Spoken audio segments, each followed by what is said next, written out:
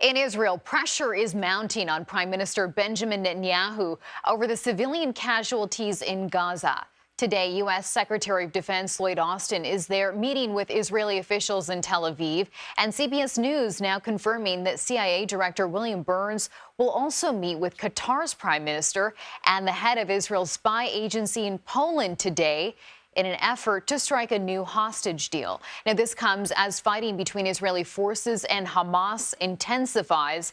According to Gaza's Ministry of Health, at least 110 people have been killed over the past 24 hours in the north following Israeli attacks. Meanwhile, Israel has opened a border crossing to Gaza to allow vital humanitarian aid into the enclave. For more on this, we go now to the BBC News Middle East correspondent Hugo Bachega, who's following the latest on all this from Jerusalem this hour. Good morning, Hugo. I want to start with asking where things stand right now on those negotiations to potentially secure another hostage deal. Yeah, Chanel. So these reports suggest that the head of Mossad, which is the intelligence agency here in Israel, is going to have talks with Qatari officials and also with the head of the CIA. And obviously, Qatar has been acting as a mediator in this crisis. It helped negotiate the initial ceasefire that led to the release of more than 100 hostages who were being held in Gaza. And I think obviously, the hope here is that a new deal could be reached between the Israelis and also Hamas for more hostages to be freed. And there is, a sense of urgency among the families of the hostages, especially after the tragic mistake on Friday in which 3 Israeli hostages were killed by Israeli soldiers. And the families again are urging the government, putting pressure on the Prime Minister to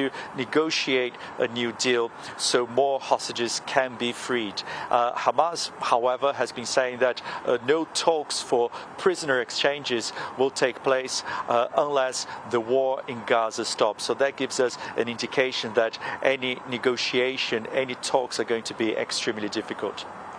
Hugo, there is sort of this mounting effort and pressure on Netanyahu now to lessen the impact in Gaza. I'm just wondering what people in Jerusalem think about this. Yeah, there's been mounting pressure on the Prime Minister from multiple fronts. So I was in Tel Aviv on the weekend because there was a mass demonstration there following that tragic news, the killing of those hostages, something that has really shocked this country. There was a lot of anger from the relatives, from the friends of those hostages. They say that a new deal is crucial so more hostages can be freed. And again, they've been putting pressure on the Prime Minister. But the authorities have been saying that a ceasefire now would only benefit Hamas. So they've been rejecting growing international pressure for a ceasefire to be implemented, for a deal to be reached with Hamas. They say that this would only give Hamas time to regroup and perhaps carry out more attacks on Israel. But meetings are taking place in Israel. The U.S. Defense Secretary is having talks with the leadership of the country, including with Prime Minister Benjamin Netanyahu.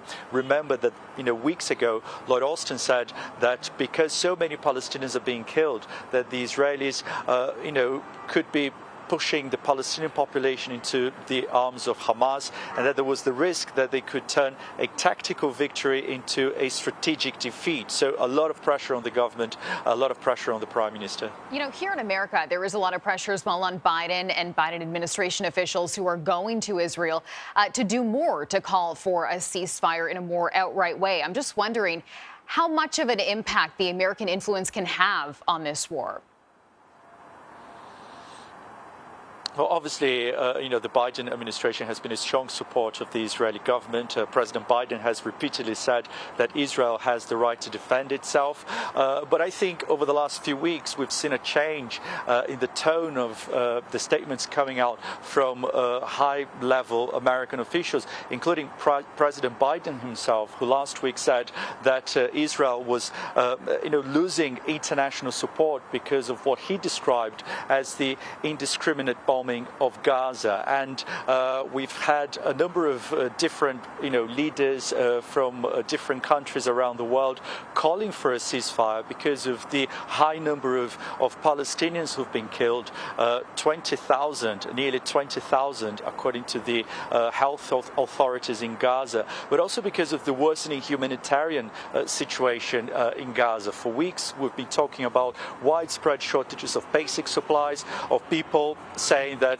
nowhere is safe in Gaza, even those places that have been described by the Israeli military as safe zones. So again, a lot of pressure on the Prime Minister and a lot of pressure coming from America as well. Okay, lots to follow. A very fluid situation. Hugo Bachega, thanks so much.